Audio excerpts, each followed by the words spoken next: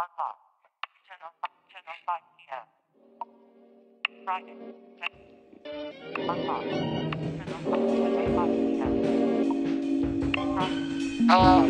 how are you doing today?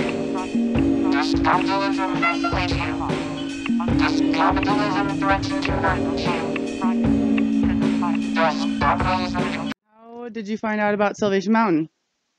I've come here once before, and I can't remember how. Are we friends? Yeah, I feel like 7 or 8 different people told me. What do you know about Slab City? What's the difference? Do you live there?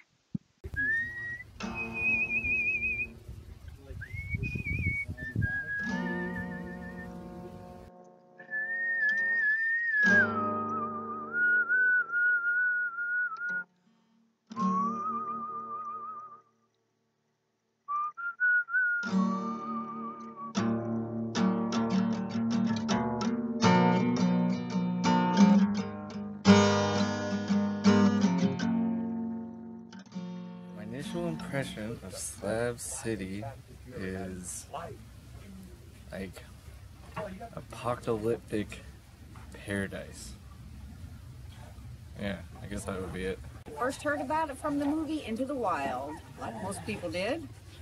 So I thought I must see it once I'm in California. So here I am, and it's an awesome place to be. In the early 90s, of course, when my mother came to be with my stepfather, it was half hippie, half Wild West.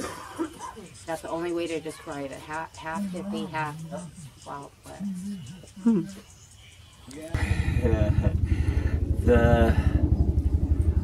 The way I describe it is if Palm Springs and Deadwood, South Dakota had an illegitimate child, it would be Slab City. The city's the last free place on earth. It's not really free. You live off the grid, but you got to take care of your own. You have no obligation to do anything other than what you want to do. I don't see it changing at all, honestly. Camps might change, things might look different, but other than that, not really at all. Originally, it was a base called Dunlap that, trained Navy frogs or Navy SEALs right before the Second World War. And then after it was abandoned, it was useless. The regional contractors decided to come in and reclaim all of the building materials and refabricate stuff elsewhere to continue the life cycle of the region. After they dismantled it, then it became an out-of-the-way place to do stuff that nobody really was aware of.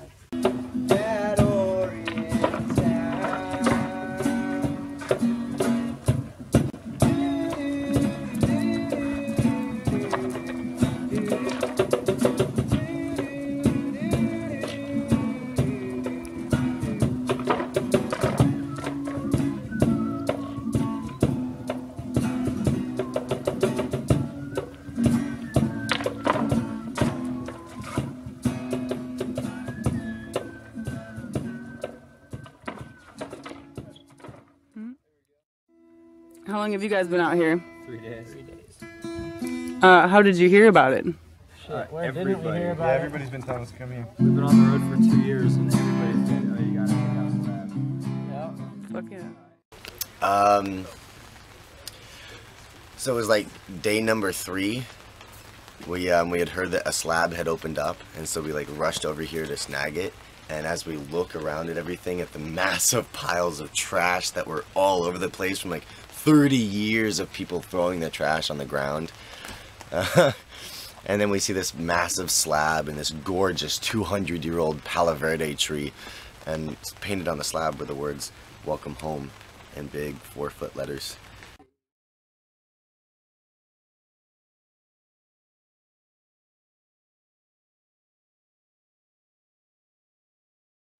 we're surveying it and we don't see the trash, we don't see like the waste, we see the potential. Absolutely everything in this house was gifted or scavenged, like heroic scavenging. Scavenge! And so what we do now is we keep this place open to traveling kids that, you know, again, are people of color or are queer or like discovering themselves in that aspect, that identity of themselves. And we allow a place that fosters that.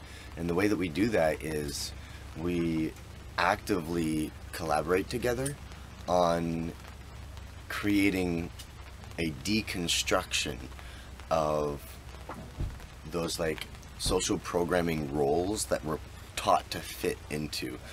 Such as like especially the language that we use, the way that we behave towards people that are like inherently racist or inherently sexist or like homophobic or transphobic or ableist or ageist, you know, all of these things that we don't realize are there.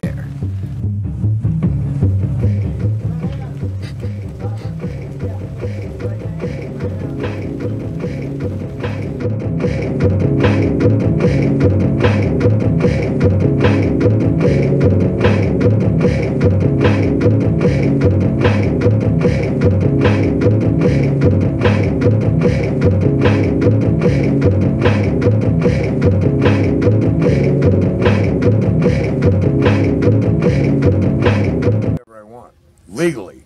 I don't do nothing illegal. I'm an old guy and I just have fun, you know. That's all I can say. I love playing music. I love people. I love to eat good and I love to live good.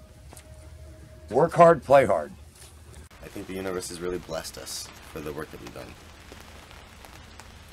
And so far, like, our day-to-day right now, at this point, is wake up in the morning, probably pound a couple of pots of coffee, and we build on the property, make it look nicer, make it more, like, sacred in the intentions and the beauty that we put into place. And then the rest of the time we play. We play with toys, we play with acrobatics, we play juggling, staff, hoop, we play with fire, we do all kinds of play. And that really like fills our cup and keeps us going.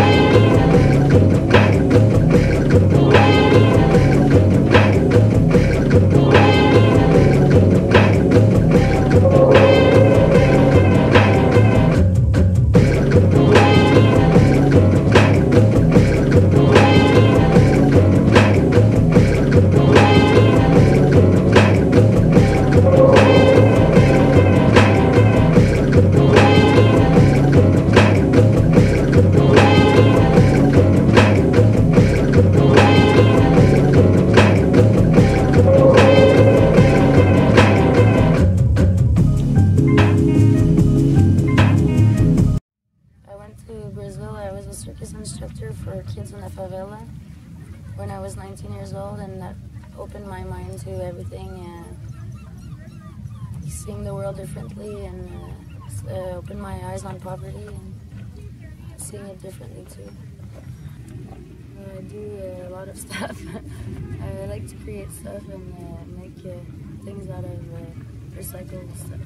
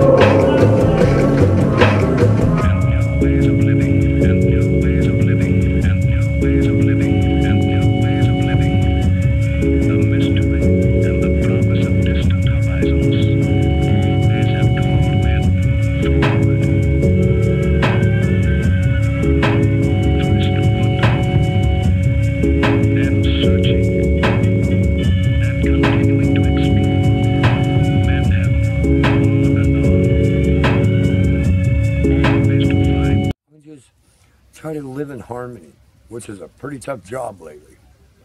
Positive energy and spread it. Good karma brings good karma. That's how I provide and pay it forward, and it does me good.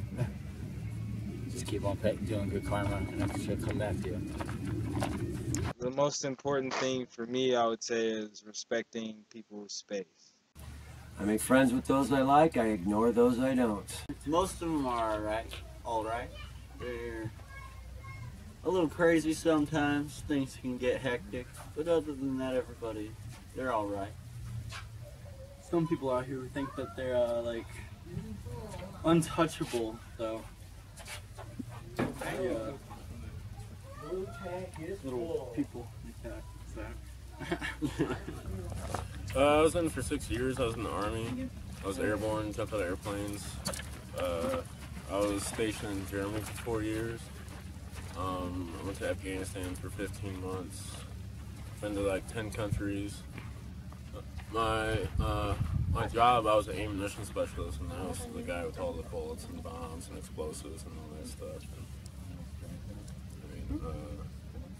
I enjoyed the military for the most part, but there's a lot of bad parts that I decided to get out.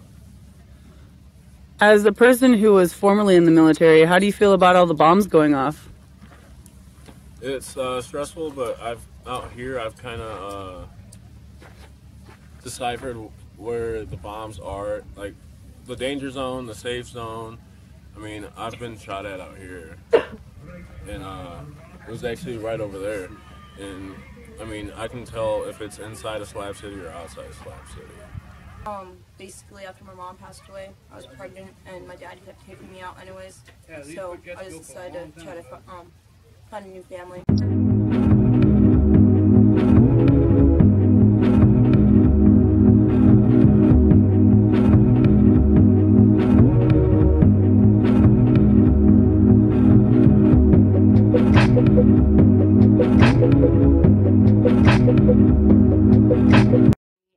Has been distracted by shiny shit for too long, and it's not even the shiny shit we should be distracted. We should be smiley faces of our children, our husband or wife, our sisters, our brothers, every other human in our. That's the shininess we should be searching for, is the smiling faces, not that all that crap.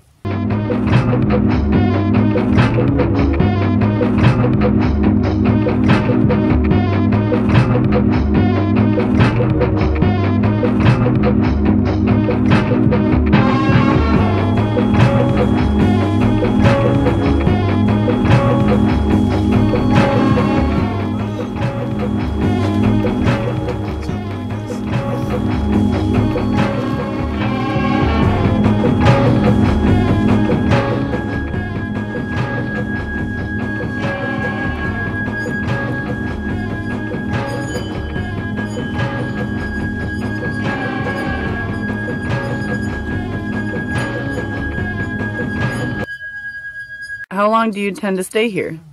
Probably until I die. I'm planning on trying to go back to Chicago here soon, after the gathering. Don't know. I wasn't planning on staying this long, but it's a little hard to leave, I'm finding. A few years at least. My best friend moved down here, and then I was offered this place last year, so I bought it. Here I am today. Well, there used to be a place called South Spit, South Jetty in Humboldt County. So I met my wife almost 18 years ago, August. And it was just like this. And they said, let's buy the place. I just have my slab card. I mean, my jetty card, my bad. And one day I woke up 7 miles up at Tabletop Mountain. There was a big iron gate with 2 sheriffs. And you had to get your jetty card. Well, I got my jetty card. My number was 86. I knew the gig was up. Wow. And wow, what a beautiful spot. Front row ocean property. Not mine. They said go, I left. Because they tell you to go, you got to go. We don't own this place. We can't own this place. I mean, I've been here 4 years. Not much has changed. Okay. If you could tell the world anything that you think is really important to know, what would you tell the world? Go solar. Go solar, go hydro, go geothermal, stop using the electric that everybody else produces, produce your own. Smoke lots of weed, man. Yeah, and smoke lots of weed. Lots of Everybody marijuana. should smoke weed a day. Smoke a bowl a day, man. Keeps the doctor away. Mm. And how old are both of you? I'm 17. That's classified. No, I'm 19. You got me for Lego?